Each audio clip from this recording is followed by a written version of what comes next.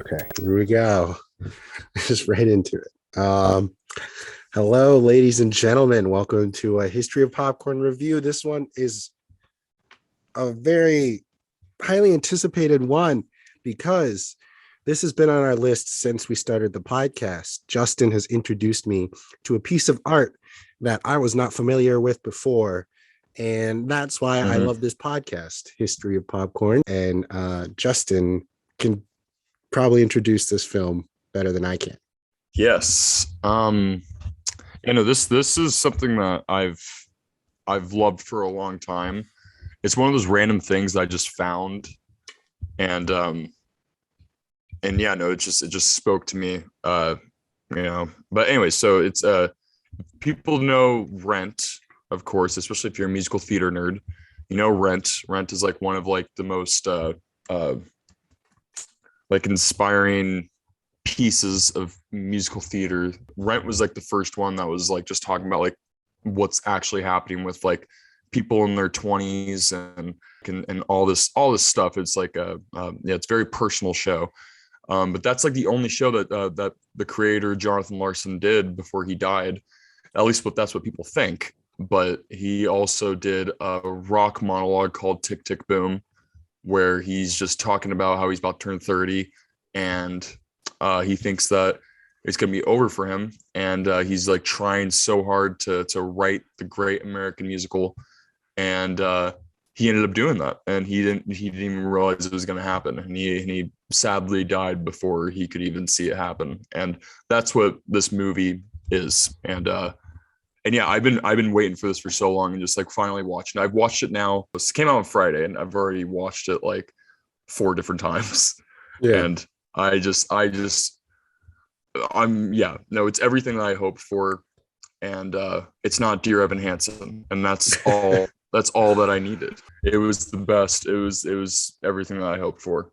What did you think about it, though, Elijah? Because I know you weren't familiar of it. Yeah, I wasn't familiar with this, but there was a lot of anticipation behind it because it was Lin-Manuel Miranda's directorial debut, which is very bizarre knowing that. Well, film directing, because it's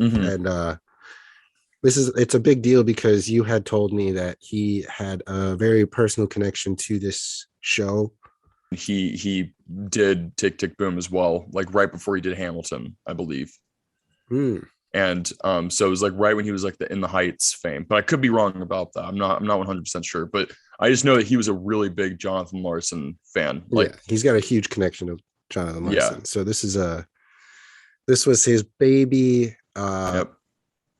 And it was very important to Lin-Manuel Miranda that he get this right. I'll start from the perspective of not knowing the story or these songs, because I don't know if they changed anything about it. And I know you had said that they had changed some things, but I loved this movie because it came out at a time for me personally that felt like the perfect time that but it feels like one of those movies that could feel that way whenever you're feeling like, I don't know, down on your luck or something. Like, it's one of those movies where it's almost timeless, even though it takes place in the 90s, like 1990, but it is a timeless story of resilience and creativity. And it's really, really enjoyable to watch because it is a musical. So it's an experience in itself, but it's like a rock musical. Like, so the music is not all like trumpets and stuff like a lot of people imagine kind of musicals being. So this kind of is like a way more down to earth musical that feels very, very much like a fantasy. And it makes me want to go to New York and just be like a part of like a creative world like that because of how it's portrayed in this movie. And Lin-Manuel Miranda does a very good job of that. And all the music's very good. And who knew Andrew Garfield could sing? So, and Vanessa Hudgens, there's just a lot. I was just very glad. See, no, like I see, like I never saw like a clear version of the live show. I've Right. seen stuff on YouTube, and there's like only one that you like very, very low budget version of it, and it's not that good. So that's why, I mean, like, I skimmed through that one, but I was mainly a huge fan of the soundtrack. Like, the songs Mhm. just like spoke to me. Like, every single song, like Johnny Can't Decide was like just like what you said, like, and that's why I think that's so great about this show, or about this movie, and just the musical in general, is that like it speaks to people that are just so lost and think that they're hopeless, and it just speaks to you, and just basically says that like like you're not alone. And Johnny Can't Decide, I remember when I heard that song for the first time, I was just like, dude, like it just like immediately, like I didn't like break down, but I was like, dude, this is like, I feel like it's like written for me specifically, Mhm. you know, as someone that writes a lot. The most intriguing part about this entire movie is that like it's a musical, but it's done in a certain way I've never seen before. Like the way that Lin-Manuel Miranda did it was actually like, it was so effective. Like there are parts where like the therapy section was just like, you get this like really funny type song during a very emotional Mhm. moment in his life, and in the movie. Yeah, it's pretty amazing. And like Vanessa Hudgens, yeah, oh, thank God. Let's just thank God for Vanessa Hudgens. Damn it, she's just amazing. Yeah, no, it's amazing. And I yeah, I've just watched it so many times now, and I'm just still just like, I just can't believe that we were, uh, you know, like this is a gift. This is a gift for all of us. Like I said it on my Instagram, like it's not just for people that are obsessed with musicals. Like this is like something that I feel like everyone should watch. Like it's for everyone that has a goal and they feel like they cannot complete it. And then you can just, I already like, before this even came out, like I was just telling people about Jonathan Larson, just being Yeah. like this dude like had like he had this dream, he never thought that he was going to fulfill it, and then he literally died the day before like, like his entire dream came to life. And this movie, like I was just so emotional just watching it the entire time, because like he's just like, and Andrew Garfield just killed it. Like Yeah. this is his best, this is the best performance he's ever given. He's done a lot of really good movies, Yeah. and this, and like he's having a great year with this, Eyes of Tammy, and Mainstream especially. It's just insane, like how great a performer he is. Yeah. And yeah, and yeah, he couldn't even sing before this movie. The fact that he like nailed that is just, it's amazing. This movie's it's a masterpiece. It's Mhm. kind of scary how much he nails it. It reminded me of Jim Carrey doing Andy Kaufman in Man on the Moon, where it's like this is like eerily I can see that. close. and Yeah. and uh but yeah, no, they did change some stuff with the music, which I thought was kind of, there was only two songs where I was like, damn, okay, like they really shouldn't have changed it all that much. But most of the changes were really good. Like the therapy song, like Mhm. they didn't change that too much, but the way that they paced it, and Come to Your Senses, that's something I was always talking to you about, and the way that they did that was just absolutely amazing. Like, oh my God. But the green dress part was the only part I was like, damn, that made me upset. You like see it coming, like she like takes off the jacket and she's wearing the green dress, and he's like, oh, and then it goes to that pop version of it, and I was like, why? Oh, I they didn't didn't I have didn't know to the do difference because I that. like that scene, but I didn't know the difference. No, it was still good. It was just like, I didn't like how, I just that's one of my favorite songs in the Yeah. show. And so I was just upset that they didn't have it. But it's, like I can't praise this enough. Like it's it's just really, it's fantastic, and I just can't, I want everybody to watch it, and I know a lot of people, most of the people I hang out with don't like musicals. And I was, telling them like, Hanging out with the after I wrong watched it, people. I know, right? Well, nobody, whenever I tell people I'm like, I love musicals, everyone's always just like, what? Really? Like they think I like skater videos or something. I don't know.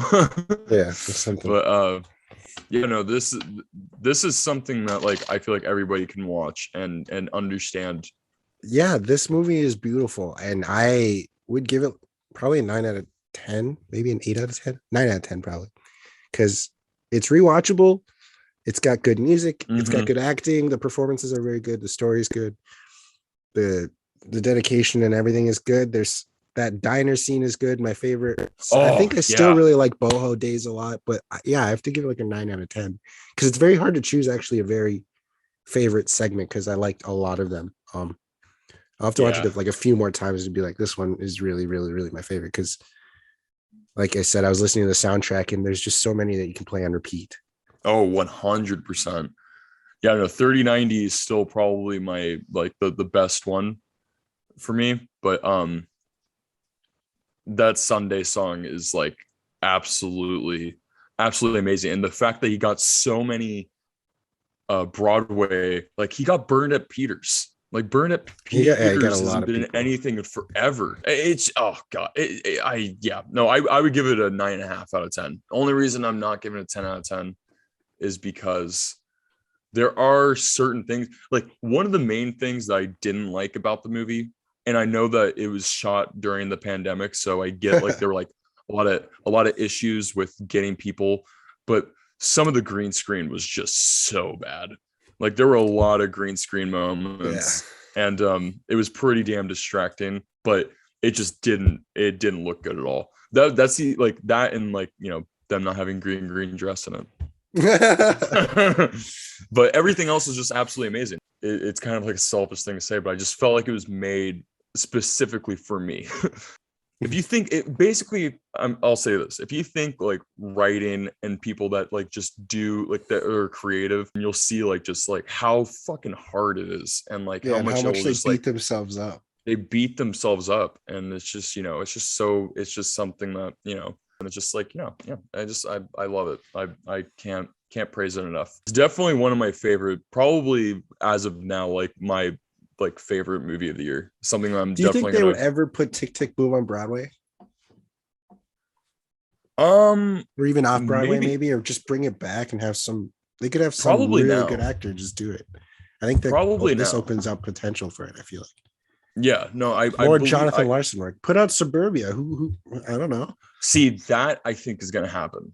Like, because that was something that, like, when he was explaining it, because like again, this movie's set in 1990, and when he was like explaining what the musical is about, it's insane how ahead of its time it was. Yeah, it sounds like it does. It's something that people like. I feel like that's going to make a resurgence. I feel like there's going to be something that happens because, like, yeah, no, it's he was just such a great. I'm just really glad that this movie was good. And the fact that people only know Jonathan Larson mainly for the movie version of Rent, it's sad. And so like this movie, like it just shows who he was, and I think the music here is honestly better too. But Tick Tick Boom is really something that is just deep in my heart, and I'm just glad that Lin-Manuel Miranda took it, because obviously he had the heart, and it wasn't just something like they did with the movie adaptation of Rent and Dear Evan Hansen, where they were just like, we just got to do this because it's a thing that people love right now. Like nobody knew that this was a thing. You know, it's a very rare thing that people would actually like. I've never met anybody that knew Tick Tick Boom, that know about Tick Tick Boom. I had no idea. So like having this happen is just absolutely amazing. So yeah, it's a good movie. So everyone should watch fantastic. Yep. That's our review of it. We've been waiting for this movie since the beginning, since February when we first started this podcast. Yeah. And it's finally here. Yep. Also, I would like to apologize if I sound nasally or anything or stuffy, because I am overcoming a cold. So thank you guys for being able to listen to my voice. I can barely talk. But thanks for watching this review. Let us know what you guys thought. Don't talk shit about this movie because we'll disagree with you, unless it's about green dress. But yeah, this is a very green dress, or that green screen. Ooh, there we go. On that note, Lin-Manuel Miranda, good job. Bye. Bye.